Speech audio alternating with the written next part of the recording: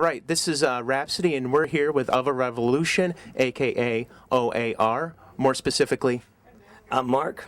I'm Chris. how you guys doing? Doing really, really good. Excited here at Summerfest. So it's for us, it's kind of like it's become a tradition to come here. So and we're kicking off a summer tour. So it's a real exciting time for us. I was actually going to ask you, how many times have you played? You're playing twice, actually, this in 2010. How many times have you played in the past? I mean, it seems like every year. I don't think we played last year, but that was the first time in probably the last 8 years that we haven't played Summerfest. And we play it, every year, annually. And so I was thinking, because I had a feeling you guys go a ways back with the festival. Have you noticed kind of like a progression, like getting to better and better stages and better time slots? We first started at the Piggly Wiggly stage. It was our first one ever. And then now we're playing 2 nights. We're playing different stages. We played probably every stage here.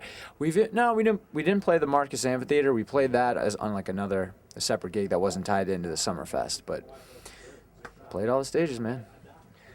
That kind of dovetails into what I was going to talk to you guys about. Just like one of the heady questions is, you guys have been together more or less the core since high school back in Maryland. And I wanted to ask you, it seems like fans, they're incredibly loyal, but it almost seems like there's an aspect to their loyalty that goes beyond just, hey, I got the new record, it's like they've kind of grown up with you guys, you've kind of become the soundtrack to different aspects of their lives and like their youth and then as they're getting older. And I'm just wondering, is that anything you've ever gotten feedback on from fans? That's a really interesting point. I mean, it's been, there's times where I'll meet someone who might be, 20. And they'll say to me, well, I've been listening to you guys since I was 10, or since I was 8. And that blows my mind because then it starts telling me that we've been doing this, touring, playing these songs for over 10 years, 12 years on the road. That's a pretty amazing thing that someone sticks with you that long. As far as loyalty goes, I mean, I've never experienced another group of fans like that. And I don't know, it just feels really good. I mean, we're constantly thanking people because we truly mean it. I mean, you cannot plan for something like that. So yeah, it's been crazy, and you get to see people grow. You made friends 10 years ago with one of the guys who comes to your shows, and now you know his wife, his kids, what he's doing. You know what I mean? It's become this giant family. I really like it. And that family's kind of translated into a recent track you did, Light Switch Sky. Can you tell us about the genesis of that track? Yeah, I remember when someone tried to turn me on to Twitter at first, and I was trying to understand what it was. And a friend of mine said, it's basically in 140 characters how clever you can be, because he's a clever kind of guy. And I thought to myself, well, that would be really interesting to try to write a song with folks, try to get their lyrics to us in under 140 characters saying what they want to say, and then seeing if, for some reason, these lyrics related to each other of people who'd never met. And we wanted to write music inspired by the best lyrics we got, right? And it was just this idea. So we started filming us writing the music after we'd get lyrics we liked, and it all came out. And it really just molded into a vibe that 6 different people, for some reason, caught on to. You know what I mean? So how much actual content did you have to fish through or sift through to come up with, what you wanted to use in the song? Oh, well, I can't remember the number of things, but I read every single one, and then I would take it down to, like, the best 100, best 50, best 20. And not best, but that's a relative term. It's what was working that day for me. And then I just broke it down to 10, and then there it was. And then we went out and said, what do you guys, here's the lyrics, well, what do you want to call it? We took in a couple hundred more ideas.